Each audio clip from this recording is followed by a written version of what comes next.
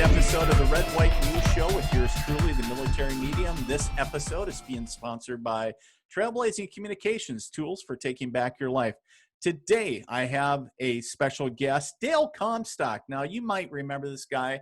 Back in 2011, he was on some reality shows where they take more well-known actors and actresses and actually kind of given them some training and kind of, it was called One Man Army. And then Stars Earn Stripes about a year later. So Dale's no stranger to the reality world, but more importantly, what he's here today talking about, of course, he's a 20-year Army veteran, spent most of that time in special operations, and a 3-time offer with his latest book called American Badass, The True Story of a Modern Day Spartan. And of course, which completely blows my mind, if you know this guy, he now has a doctorate as a naturopath. So we're going to figure all this out. Dale, welcome to the Red, White News Show. Yeah, thanks for having me on, man. Appreciate it. You bet. So share with us a little bit, kind of rewinding the clock a little bit, a little bit, who is Dale Comstock and a little bit of your military background. Yeah, okay. So I grew up as an Army brat. My father was in the Army for 20 years. So I was used to the culture. That was where I was comfortable, the whole military culture. And I ended up following his footsteps and joined the military in 1981. I had ambitions to go to the be a Ranger, and they did a bait and switch on me at the recruiter's office, and before I knew it, I somehow ended up in 82nd. Go, hey, how come these guys are wearing black berets? so anyways, I ended up in 82nd right off the bat, and I was an infantryman with the 325th Infantry. Spent about 3 years in 82nd LRPS before it became LRS, long range surveillance. And at that point, I hit a crossroad. I was like, okay, do I get out or do I stay in? Honestly, I wasn't happy anymore just being a grunt, digging foxholes and cleaning my weapon under a tree for 3 days straight, And so I wanted to do more. And so I had the opportunity to go to the unit. I met all the pre-selection requirements, or pre-application requirements, right? So it's not as easy as people think it is. And so I decided if I'm going to stay in, that I'm going to go big and go really big. So I did. I went through the entire application process, very lengthy process, included, the application process, all the vetting, the background checks, the PT test, and that was just to get me through two assessment selection. I went through that process, and then before you know it, I'm a Delta Force operator. So I did 9.5 years there. I did 3 or 5 years in the 3rd Special Forces Group. I was a team sergeant there. I was actually a group ops, assistant ops NCO for about 1.5 years, doing some admin time. And then, but most of my career, about 18 years of that was, 18.5 years was, kicking indoors and carrying a rucksack. So I retired in 2001.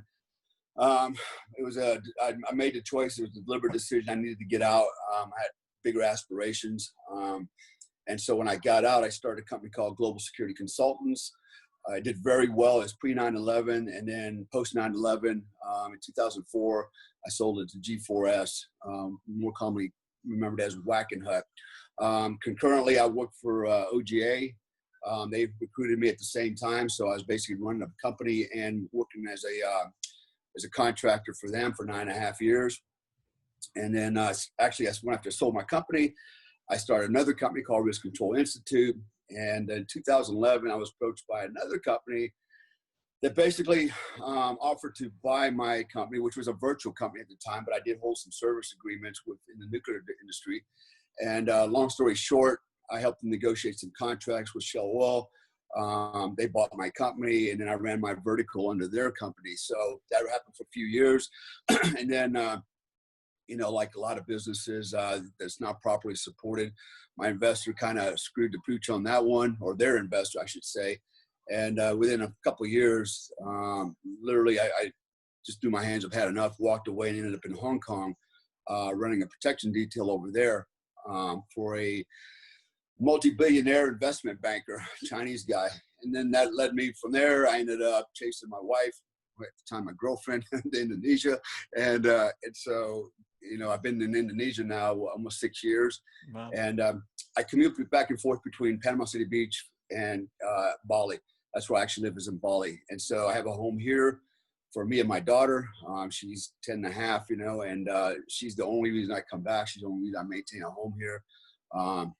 And then over there in Bali, I have my family over there, and my wife, and I have a company over there, security company. So I provide explosive detector dogs, narcotic dogs, and patrol attack dogs for a lot of the Marriott properties, local venues and things like that. So that's my mainstay, but I still do a lot of the other stuff out there. When I come back here to the States, I run training for law enforcement, run civilian type courses. I still do some acting and stunt work. Kind of a jack of many trades, and not really a master at any of them. But it makes every day interesting. It's like, what hat do I wear today? I think today I'll be the author wear the author hat. And tomorrow I think I'll wear the tactical trainer hat, and so, and then next day I'll be the, I don't know, I think I'll be an underwear model. That's what I'll do. Yeah. So, so let me ask you, Dale, you got your fingers into everything. I mean, yeah. so it's interesting. So this progression, it's been like what, 30 some odd years you've been involved in, let's just say either the military or private contracting, right? And Yeah. so I'm curious, the dogs, do you train them, or is it just a company concept and somebody else does that? No, actually, I've been training dogs for over 40 years. Oh, wow. As a sport, and as a side business. Even when I was in the Army, I had my own kennels, and so I was heavy into sport dog competition, training dogs how to do protection work, tracking work, obedience, stuff like that. And and actually, I had no intention of opening this business related to canines over there. I ended up getting so after I went to Indonesia, so let me give you a little story here. After going back and forth, I thought, heck, man, I might as well get to know some people while I'm here. So I got on social network, on Facebook. I met some Indonesian tactical, groups. And finally, I was approached by another billionaire Chinese investor, a banker, or not a banker, but an investor. He owned like 10 companies. We had a meeting with this BOD, and he expressed an interest in starting a canine program. At first, I was scratching my head like, well, I don't know about that. I wasn't really that interested. One thing led to another, and then I finally ended up not partnering. Initially, I partnered with him, and then I severed ties, and I moved to Bali, and I started my own company down there. I saw the opportunities and potential with the canines because of the terror threat that's there, and some of the requirements that are out there for the use of canines. So I was in the best position to do that. I have no competitors. It's very difficult to get a license to do that kind of stuff there, especially as an expat. And so, but I managed to navigate through all the minefields with my wife, and we've been successfully running the business over there for a couple of years. And then this virus hit, which kind of definitely put a dent in the business. But I think we're going to be fine. We're going to recover as soon as everybody else, comes outside and stops being scared, so to speak, and they open the damn doors and get back to work. So yeah, that's how I ended up into the canine program. It was just kind of like a fluke. Really wasn't interested at first, but it's actually very lucrative. We've done very well at it, and I do train all the dogs. I've trained I started this company with nothing, and I recruited all the handlers. And what's funny, right? So Indonesia is a Muslim country. It's 97% Muslim.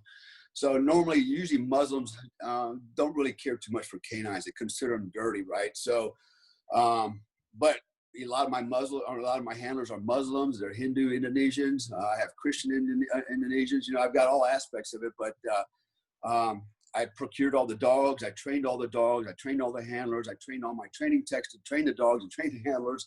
I trained my wife to run the entire company from soup to nuts. And she literally runs everything while I go off and do my thing, which is why I'm in the U.S. right now, because I ran off to go do my thing. And then my thing ended with the virus, and now I can't get back to Indonesia. Oh, man. Okay. So, yeah, I'll get back. If I have to swim, I'll get back. I'm a pretty good swimmer. Now it'll probably all open up, I think, around the 1st of June, and I'm hoping they'll lift the travel bans, and I should be able to make my way back in there. So looking forward to it. It's been a nice break, Nice. but right. Yeah, I want to get back home. Well, I'm sure. So talk to us a little bit. So you have all of these nuances about you, but something that completely kind of threw me for a loop was, you know, you hold a doctorate as a naturopath. Like, Yeah. where did that come from? Like, that's out of left field. Like, where did that come from? All right. So I'll give you the story, right? So, I do motivational coaching as well. So this is one of the things I try to impress upon my clients. When I first joined the Army, so let me back up a little bit, back to my father and my mother. Nobody on my mother or father's side ever had a college education. My father had an 11th grade education. My mom had a 9th grade education, right? I was to be the one that was going to get the first college degree. That's what my dad wanted, and that was his dream. And I knew that, and being a little rascal that I am, I snuck down to the recruiter's office because I really wanted to be a soldier. And I enlisted in the military. It really broke his heart. I'll never forget that. He was really upset about that. He wasn't mad. He was just disappointed. And then I really realized I had made a big mistake. And so I told him, I said, look, Dad, I said, you know what? I want to be an Army man just like you were, I love that stuff. I love playing Army and so, but I did promise him I would get my college degree. I said, I promise you I'll get my college degree, we'll check both those blocks, and so that was my drive in service. So I got my bachelor's degree while I was in the Army. I got it while what is that movie? Animal House, I think, where he said, it took him like 8 years to get a 4-year degree. Yeah. And that was kind of my story, right? So, I just here and there pecked away at it until I got that 4-year degree. And I got my master's degree while I was in the Army. I did it in 1 year.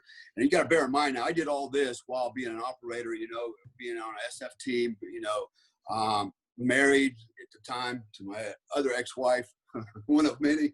I had 3 kids. I had a whole lot of stuff going on. I was running another business on the side, even when I was in the Army, and I managed to finish my degree. And then I got my doctorate later on when I worked for OGA. I enrolled in a doctoral program, and there's a long story of why I decided to go down this path, but it led me to this program, and I pretty much finished my doctoral degree in 17 months, and I did all my coursework while I was downrange. So if I was in downrange outside shooting people in the face or kicking indoors or lifting weights or eating or sleeping, I was studying. And so I'd be a couple months, and I'd knock out a bunch of coursework, come back, submit it.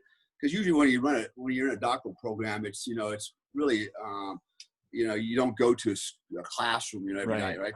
It's a distance type learning thing. So that's how I pulled it off.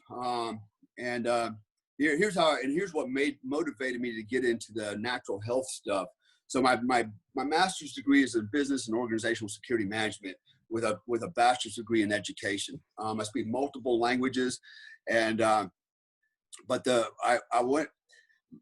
went to a course to learn how to ride horses as part of the program at the OGA, right? So, we were using horses tactically overseas in Afghanistan. And so there was this opportunity to go to the school, learn how to ride horses, pack them up, put saddles on them, those kind of things, become a horse whisperer, so to speak. And so I thought, hey, that's great, man, and so and they paid me for it. It's like, why would we not go, right? So I went to this training, and I didn't know anything about horses, right? I know everything about dogs, right? But now I'm dealing with prey animals, not pack animals anymore, and predators.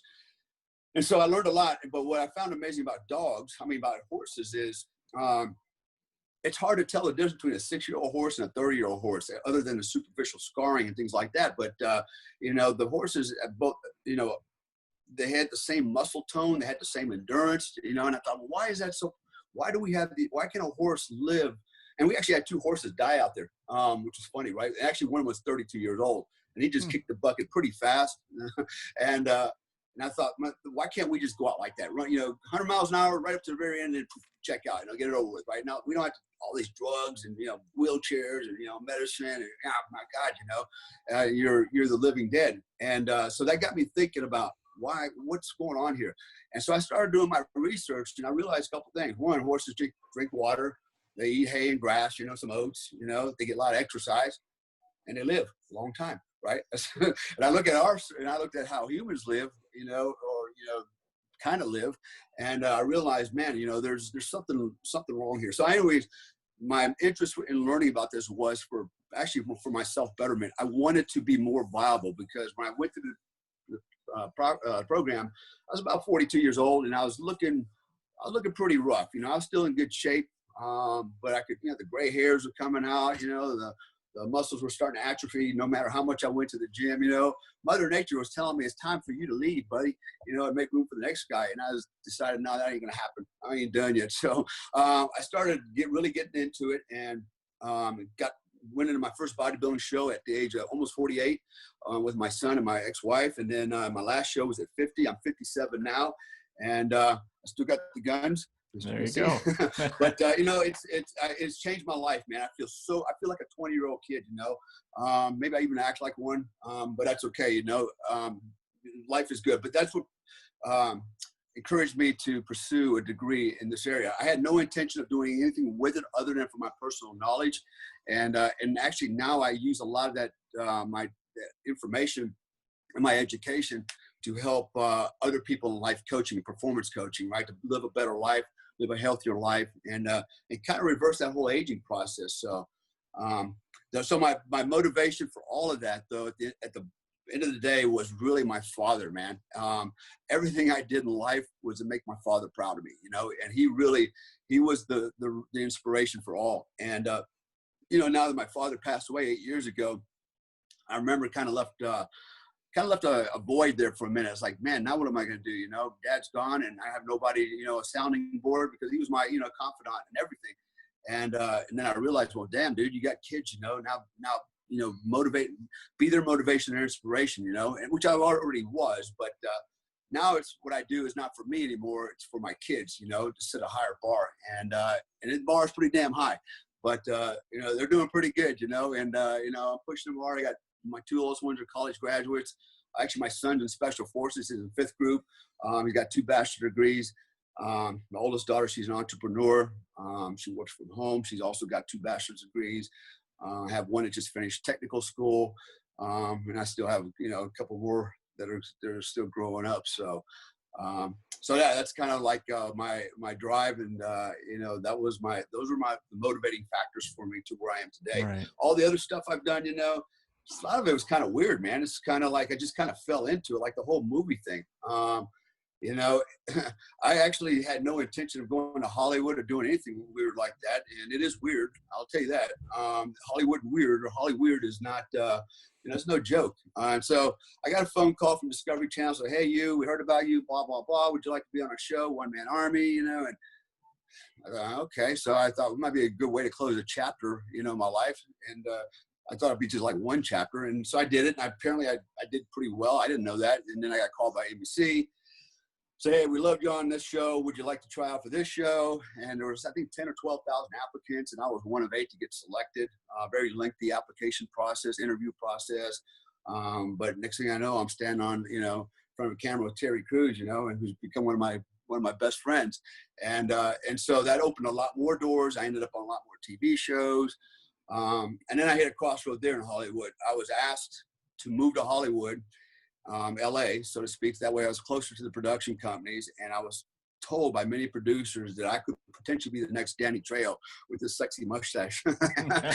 So, and I thought about it, I was like, man, do I really want to live in this world of make-believe, you know, and be a poser?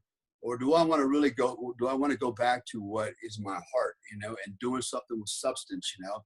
And at the time, I was already living in Indonesia. I had started this business, and I thought, man, I could probably do really well, make a lot of money fast doing this, or I could go over there and not make a lot of money fast and do something I really like doing. So I opted out, and I still do a little bit here and there. I just kind of call it, you know, it's like a weekend hobby when it comes around.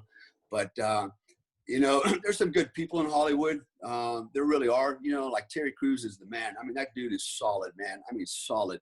And then there's some real douchebags, and it's the douchebags that really kind of run me off. I don't want nothing to do with these people. They're very hard to cope with, but I'm not out of the game, so to speak, you know, on the tactical side. So I've done some work, and I won't go into the details, but I still work. You know, when the opportunity comes up to go downrange. My last deployment downrange was in Yemen, 2015, 2016.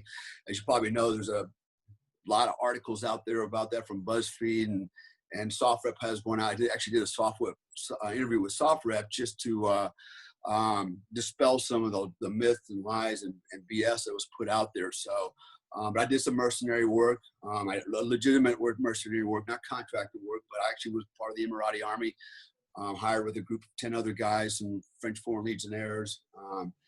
And we provided a special forces capability for them to help prosecute targets that they could not do, in conventional means. So that made the news. It wasn't supposed to. Very savvy reporter figured it all out.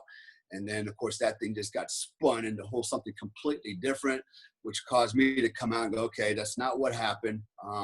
So did I break the law, do anything illegal? I know everybody thinks that's illegal. You can't be a mercenary. Oh, yes, you can. You can join a foreign military as an American citizen as long as that foreign military, that foreign government is in alignment with U.S. policy. And that says it right there on the State Department website. So anybody out there right now is throwing cheetah flips, hang on, man, buckle up. It's not what you think it is. Right. Legitimately, you can do that, right? So I started doing that, paid very well. And I just, look, once you're a soldier, man, you get that itch, right? Even when you're retired. My dad, when he got out of the Army, I remember one time he told me, probably about 50 years old, he goes, man, son, if the Army would take me back today, I'd go right back. And I remember thinking, why would you do that? Why'd you go back to the Army, right? And now I know, right? It's like once it's in your blood, man, it's hard to, once the Army, you're always Army, or military, right? And so for me, the same thing, every now and then I get that itch, man. It's like, man, I just want to go back to the well one more time, and hopefully I don't fall in that son of a bitch and never come back out. But, I'm getting smarter as I get older. I'm enjoying life. And I work in Bali. I live in Bali. It don't get any better than that, There you go. Let's talk about your book a little bit. Yeah. And when did that come out? The, American Badass, a true story of a modern day Spartan. When did that actually? That's been out now. Good Lord, man. I think 6 years? Okay. Time is flying. But I wrote the book right when I was on Stars and Stripes. So here's what compelled me to write the book. I had been thinking about it already. And then I met Chris Kyle, the American Sniper. He was on the show with me. And I didn't know he wrote the book American Sniper. I go, damn, dude, I was pretty impressed. And I remember we had a conversation one day. I actually got a picture of him sitting in the van. And I go, dude, I didn't know you could write a book. He goes, nah, I didn't really write the book. It's my story. I had a ghostwriter, put it all together. That's pretty damn good. And I remember he looked at me, he goes, but I want to read your book, man. I want to grow up to be like you. Because at the time he was 32, and I was already pushing 50, and 47 was 48. And so I thought about, like, you know what, it's time. It's time. So I called my management team, said, I want to write a book, and I said, but what I don't want to do is write a book that's all about me. I want to write a book that's motivational, inspirational. I don't want to get into all the, I shot 10 guys here, 20 guys there. I don't need to get into all that because none of that matters, right? What I wanted to do is write a book particularly that would affect in a positive way our young men in America, right? The new kids, right? The millennials or whatever. I'm not knocking all of them, okay? But the reality is, you're probably up there about close to my age or somewhere within that range, and it's different today than it was when we grew up. We used to play street football, and tackle each other on asphalt. Today these kids don't even walk outside if it's raining because their hair might get wet, right? And their gel would leak down their face. So, but I wanted to write a book to inspire kids, and I wanted to use my stories to do that. And so that was the point of the whole thing. So American Badass is not about being a badass. It's actually about being a good ass. And in the book, they say don't judge a book by the cover. So the book is everything we had by design was created the way it was, right? Even the imagery on the front, right? And so, and I've actually had friends of mine that I thought were really good friends, literally just unfriend me completely, like, hey, a real badass doesn't have to tell people he's a badass. We already know that. And I go, dude, you didn't read my book. This is not about being a badass. You know what a badass is? A badass is a guy that can, he's a good citizen. He's a good patriot. He's a good soldier. He's a good man. He's a good mentor. That's what makes you a badass. A guy that's, does all the right things and tries to be the best that he can be. That's what's badass, not a thug, right? And so I'm a tough guy. Look how many guys I killed. That's why when you read my book, you're not going to read a lot of that in there. You're not going to see, there's some of that in there, but I don't need to go in there and brag about it because it's not really what made me or makes my life, or defines me. And I don't want to be defined by that. Chris Kyle, God bless him. He's defined by, he's killed what, a record 150 something guys with a sniper rifle. Okay, Yeah. that's how everybody remembers him, right? He's defined by being a guy that killed a bunch of people. I don't need that. Look, all I gotta do is kill one person. I'm good. You know, I'm as good as a guy to kill 150 people. That means nothing in life, right? And so that's not the point to all that, and that's not the point to the book. So I basically write the book. I tell a lot of stories. It's very there's a lot of humility in there. I tell myself things that, you know, most guys wouldn't say. I have no problem. That's why I told you before the show, I'm completely transparent.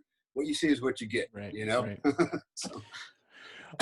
What is, you know, so let's switch gears a little bit and let's talk about tier 1 performance coaching, training and coaching. The newest, how do I want to say, endeavor, or one of the newest endeavors, at least that you got going, with you and Joe Tedai.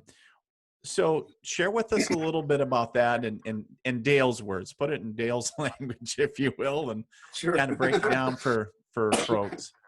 Yeah. So basically, I've actually been doing performance coaching on the side for about 3 years, and I was inspired by my daughter, my oldest daughter. That's what she does, and her coaching is centered on mentoring business women on internet marketing. That's really her niche, and she does very well at it. But because she's a coach, she follows a lot of the coaches out there looking for methodologies, you know, and new ways of doing things. And so she's followed some of the bigger names out there, like, you know, Grant Cardone and Tony Robbins and many others. And she's like, Dad, you really should be a coach, because these guys are like one-trick ponies. They have one niche. They're niche coaches. They're only good at one thing, but they talk a pretty good game. Ironically, a lot of these guys have been, their mentors were actually Special Forces guys, Green Berets.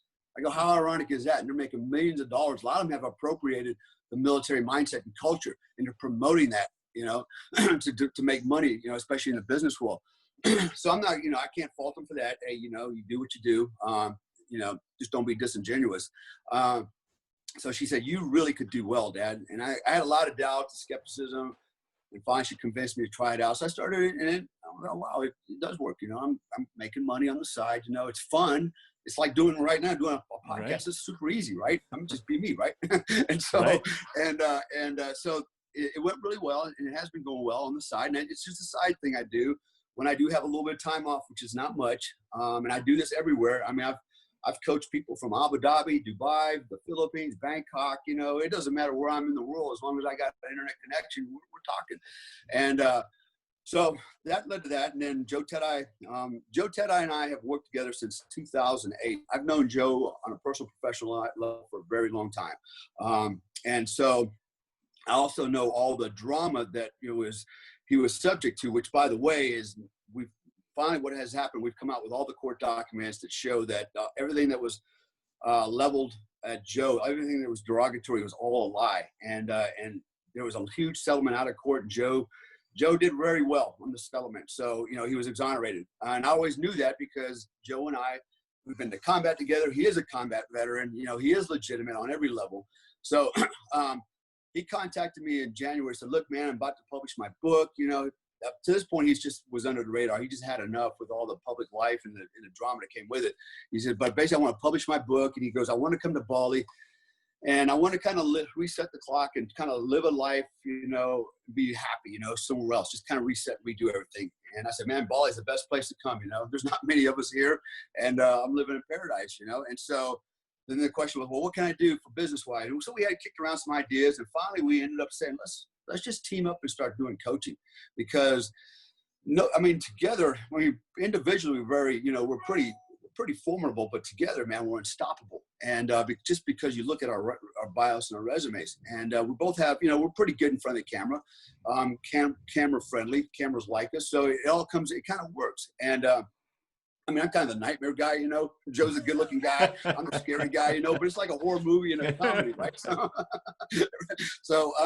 But anyways, so that's how we got started. And then my daughter, you know, being the brilliant, you know, woman she is, we said, look, why don't you help us with all the stuff that we don't know, which we don't know anything about how to market, right? But she does. So she's actually the one responsible for all the internet marketing stuff, the websites, and so on and so forth. And then, you know, now we're paired up with a company out of Canada with studios in Bali, which is kind of interesting how that all connected. And they're starting to develop all our promotional stuff. And so we've got investors lining up. Not that we really want investors, but we have some other projects.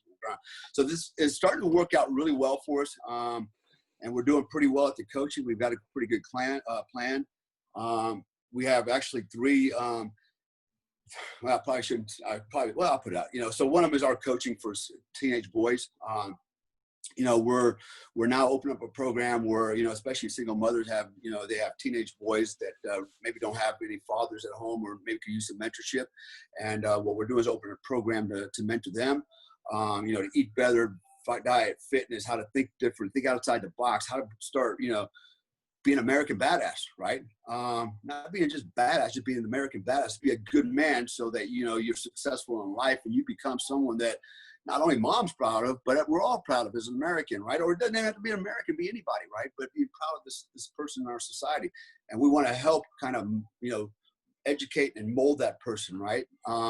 We're doing a program called Leaders and Legends for guys that are in their 40s to 60s, and actually guys and gals, but most of men it seems to be our demographic. And so we get a lot of guys that hit the midlife crisis, and they realize they've given all themselves to raising a family, going to work every day, putting a roof over their head, and then they look inside the tank, go, man, what's in here for me? Right? And they start looking around, and they see guys like me living in Bali, living the dream, and like, dude, how do I do that? And how did you do that? Great. So what I do and what we do is we teach guys how to think differently, how to think asymmetrically. And there's a lot of science that goes into it. Albert Einstein said, success is frequency. Literally, it's physics. It has nothing to do with willpower or philosophy. It's all physics. And Tesla said the same thing. So I delve very deeply into the metaphysical world. Some things are very abstract. Some people will roll their eyes until, I explain it to them, like, oh, okay, there's something to that. So, we try to change people's ways of thinking. We try to reprogram, reprogram physically and mentally and spiritually. And I don't mean spiritually in the Holy Ghost, or spiritually in, like a cheerleader. Come on, man, you could do it, when I talk about spiritual, I'm actually talking about frequency. I'm actually talking about wavelengths. Okay. And so that's what I go into. I'm going to help you channelize wavelengths to success. Okay. And channelize your way of thinking. We're literally overnight, you will start seeing positive change. Like, damn, you can do it that fast. Yeah, that fast. Right. And so that's what separates us from, I think, the herd. Our backgrounds, experience, we go into leadership, we go into a lot of different areas, right, in our programs. So, we're pretty excited about it. I think Joe talked quite a bit about it as well. And it's becoming a reality. We're going to make it, and we're going to make it big. And because it's not about being, it's not about selling, we're not just selling a dream, man. We're selling a way, a how to. We're not going to just tell you how, what to do. We're going to show you how to do it. And we're going to walk you through it to the other end, so that you can live a life like, me and Joe are almost 57 years old. Somebody call us old, but we're actually a couple of young studs having a good time, And so we can show you how to live this life, and have your marriage and your family and your kids and all that stuff. You don't have to sacrifice any of that, Lord knows I've been married plenty of times, but my kids are constant, man. They're the reason I do everything I do in life. They're the only reason I do everything I do in life is for them. Women, man, they come and go. So, but, my kids, they'll always be around. What would be, Dale, if you could give 5 tips? I mean, if we could boil it down to 5 tips, whether it's coaching or life advice or whatever, but whether there's maybe, doesn't matter their age group or demographic, female, male, old, young, doesn't matter where they are. What would be 5 tips that you could say to give somebody to live maybe a more productive, more vital life? Yeah. Well, the first one I would tell everybody is challenge every paradigm that's out there. See, as we grow up, we're inculcated into a certain mindset from our parents, from the media, from our friends. Everybody's, they tell us that life is like this. This is how it should be. This is how you should be, right? So we grow up with certain expectations. And then when you get a little bit older, like I did, you start challenging those expectations, thinking, why did I buy into that? That don't make no sense. It's not making, math's not adding up, right? So you have to challenge paradigms. That means question everything. And guess what? And it's not enough just to question it. Do your own critical thinking, right? Do your analysis. Start delving into it, looking hard at it, you know. Don't buy, first of all, don't get any of your information off of television, okay? Particularly off the news, okay? Or sitcoms, you know. I mean, it's really easy to glean bad information from, you know, just harmless movies and stuff because of, you know, the script of whatever they're saying. You know, it's like, oh, it must be true because somebody famous is saying it, right? You know, just pretend like everybody else is no smarter than you, right? And so make your own choices in life, challenge those paradigms. And I'll give you an example of challenging a paradigm. So one of them was, as I was growing up, I was led to believe that when you're over 30 years old, you know, it's like, you know, you got one leg in the grave, man. You're about to check out, you know. And I thought being over the age of 30 was being old. And then I started, as I got in the military, I started running into guys that were pretty old, or I thought they were. And it's like, that guy's a stud, man. What's going on here, right? And so, and I started challenging this whole concept of age. You know, people say, oh, you get older, you know, you have weight, knees are hurting, your backs are hurting, you know, this is hurting, that's hurting, you know, that's just part of aging. It's all bullshit, okay? I'm 57 years old. Nothing hurts. I've been in helicopter crashes, broken backs, concussions, you know, I got fragmentation wounds and nothing hurts. You know why? Because I didn't buy into the lie, right? I just didn't, right? The propaganda. The body's designed to heal itself. Another example was marijuana. So my whole life I was taught, you know, drugs are bad, you know, and I still remember my dad sitting down at the kitchen table with me when I was about 10 years old. He lectured me on drugs, not because I was using drugs, but he just didn't want me to start using drugs, you know, and he gave me his knowledge on drugs, right? And pretty much scared the shit out of me. So I didn't want to take any more drugs. Well, then, and then, so I assumed, well, marijuana is bad too, right? It's got to be bad, you know, and then I became the unit alcohol and drug coordinator, right? So I had to give all the urinalysis while I was in Delta, which is funny, right? I'm a Delta Force operator, and it's like, hey, fellas, come on over here and piss in this cup and let me watch you do that, you know? You're and, right. somebody had to do it, right? So anyways, so I was always led to believe, you know, marijuana is bad, you know, it's illegal, you know, and blah, blah, you bad guy. Now, I'm not condoning marijuana, don't get me wrong, but what I realized a few years back was like, what the hell's wrong with marijuana? Why is it illegal? Who's dying from marijuana? Everybody's dying from alcohol and daggone cigarettes. Well, that's bad shit, right? But it's not illegal, but marijuana? And so I started putting it together and I go, wait a minute. And marijuana is a natural substance. It's got a lot of positives to it. You know, now it has medicinal purposes as well. You know, I've never seen cigarettes or alcohol with medicinal purposes other than make you, you know, feel sorry for yourself while you're laying around the couch, you know, moping. But, you know, prescribed, no. So I challenged that and I decided, you know what, marijuana is not bad. I don't use it. I don't. I tried it once when I was 16 years old. I have no problem admitting that. It didn't do anything for me. It's probably why I've never used it again.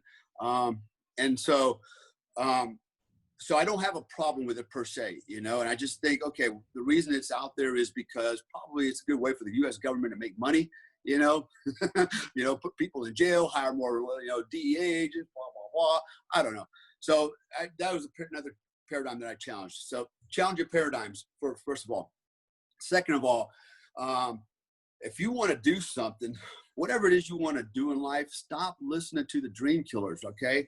There's a lot of dream killers out there. They're going to tell you why something's a bad idea, okay? And it's going to be everybody. It's going to be your mom and dad. It's going to be your sisters and brothers. It's going to be your friends. It's going to be your television.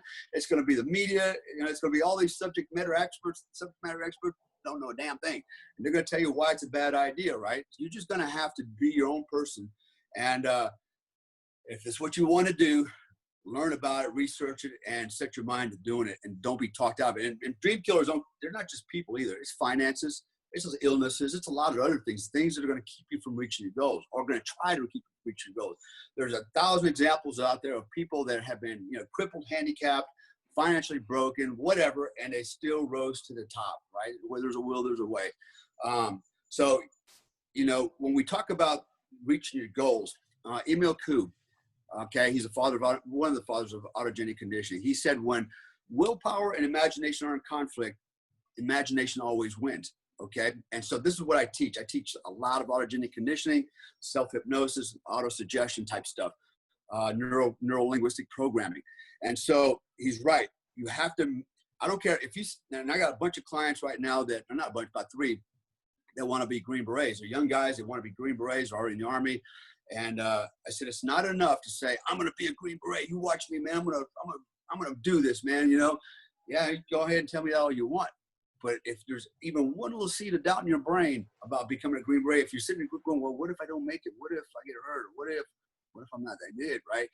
I said, that little seed will grow into a damn forest, man, of doubt. And so you got to make sure it's not even there. You have to imagine yourself where you want to be. You have to imagine, you have to feel it, man. I mean, you've got to want it. It's like super bad.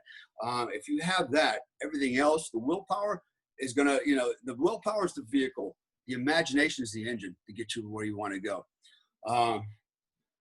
So there's a whole lot of things that, you know, I like to address, and it's all interrelated one way or another. But, you know, those are the top three for me. There's other things as well. Your physicality, you know, people dismiss their physical state. It's going to the gym and working out is like the last priority. First thing I got to do is I got to go to work. You know, that's more important. Yeah, it's pretty important. But, and here, I'll give you an example of one of my clients, okay? Past client. All right, the guy lost his job, felt sorry for himself, started sitting on the couch, trying to figure out what he's going to do in life, you know, and nothing was really working. Part of the reason it wasn't working because he didn't have the imagination, okay, that I just mentioned. And he ended up weighing 364 pounds on the, sorry about that. He ended up weighing 364 pounds. And so the more weight he gained, the more depressed he got, the more he started eating. And by the way, when you eat out of depression, right, what it does is releases serotonin, which is called the feel-good hormone, and becomes a drug. So food in itself becomes the drug, and he just got heavier and heavier. And, you know, he sat there and said, you know, I got 2 boys. I can't really do anything with them because I'm overweight. Can't get off the damn couch. So the boys go play with the neighbor's dad because he's in better shape. And I said, my wife, you know, she doesn't want to play with me either because I'm overweight. So she plays with the neighbor's dad because he's in better shape, you know. So, you know, it was just really getting bad, right? And so, and I said, well, therein is your problem, right? First of all, your mindset's wrong. And 2, you know, you allowed yourself to get overweight, and too much so. So, and that guy actually lost 44 pounds in 48 days on my program. And really, I mean, after the first 10 pounds, it was a complete game changer for him. But the point is that, you know, your body, man, it's part of a triad, right? So that I teach. It's the mind, the body, and the spirit, right? You know, we got to get the right mindset. We have to think asymmetrically, way outside the box. Stop following convention. Stop listening to everybody else. All these subject matter experts that have never done anything in their life. Stop listening to them. Okay, stop taking advice from them. Stop. Okay, that's the first thing I tell people. Stop. Okay. 2, take care of your body. Your body's going to get you from A to Z. Okay. I know guys that can't do anything in life because they're physically just broke. They let themselves go. And then, of course, the third triad of this thing is, you know, the spirit, which is when I talk about frequency. So that's a whole new level, and it's the centerpiece of what we teach here. So you got to take care of yourself. Physically, you have to take care of yourself. You got to eat right, diet right. And what does that mean? Okay, there's too much misinformation out there about that as well. You know, a lot of people really don't understand nutrition and diet, and so their whole approach is wrong. You know, they listen again to all the subject matter experts that don't know anything, right? Because they just heard it on the news, so it must be right, so, right? Or their friend told them, you know, blah, blah, blah. I guess in life, you have to be a perpetual student. Maybe that's my fifth point here, is you have to be a perpetual student in that you always have to learn. Okay, you don't have to go to college and learn. Everything you want to learn in life is right here on the internet. Okay, study. You know, you don't have to have a degree to be successful. Absolutely not. And I'll give you an example. One of my former ex-wives, again, I laughed. I got a lot of those, but she actually graduated high school in 11th grade with a college scholarship. 11th grade, went to college on a scholarship. Very intelligent. She didn't finish college, not even close. Got caught up in the whole, you know, college lifestyle, working, you know, and living off campus instead of staying on campus and partying, and one thing led to another, and before you know it, she's got all these bills and can't afford to go to school, so she's got to work. But what she did have was the intellectual capacity to really be very successful, and she was very successful without a college degree. Still very successful to this day. And you know, she was, for me, proof positive that, you know, a degree, a diploma is really not, for the most part, really not what the paper is written on today. Most people that get their degrees don't even work in their degree field. But you spend a whole lot of money getting it, you know, and the one thing it does do for you is it tells everybody, hey, look at this. You know, I got the willpower, you know, the motivation to get this, spend, you know, $bazillion to get this piece of paper, you know, you should hire me for this job. I got willpower. No, but today, you know, with the internet, all the information you need, even how to start a business is right here on the internet. And that's one of the other things we do in the program is we talk about, you know, basically I give you a compressed MBA program on how to start a business, right? Using, you know, actually using a lot of the tools in the military, for the military minded that are out there. The military has basically given you an MBA program. You just don't know it yet. You just got to convert it to the civilian world. Once you figure it out, it's like, damn, I have all the tools I need to run a business successfully out here. So be a perpetual student. You should always be learning, because what? Paradigms change. They keep shifting, right? The truth keeps changing. If you got to stay ahead of it, so you got to keep learning. And by learning and by studying, your brain is like a muscle, man. It just keeps growing, and you chance of you becoming some old senile dude or chick, you know, is lessened as long as your brain stays active. You stay engaged. So those are my my little tidbits of advice. There's a lot more. But, I think we went over 5, but that was good. That was good, Dale. I just let you go. I was like, this is all gold. Hey, Hey, I'm that guy, man. I'll let you roll. All you gotta do is ask the first question, and I'll run with the show for the next 2 hours. You can go get a hamburger, whatever you want to do. Go run some errands. It makes my job so easy. Let me ask you though, Dale. I switch gears a little bit. Who is one person that has inspired you throughout your, you know, throughout life, really, through all these years in the military, through, you know, these years as an entrepreneur? Who's somebody that's inspired you? 6 people, exactly 6 men. All right. Okay. 6 men. First one was my father. Absolutely my father. He was a good man, good father, good husband, good soldier, smart, even though he only had 11th grade education. You know, the guy was well versed with the way of the world. Second one was my German grandfather and my German uncle. And both, you know, I grew up in Germany. I was, for a good time. Can you hear me okay? Yeah, you're good. Yeah, my roommate's over here pouring ice. That's all right. So my grandfather, my German uncle on that side, because I kind of was raised by them as well when I lived in Germany. So, you know, again, same thing, you know, they were like my father. Well, my grandfather, my uncle, you know, and they raised me like their own. And, you know, they taught me how to, again, all the things that I embody today as far as I'm concerned. You know, they tried to teach me to be a moral person, to be an ethical person, work hard.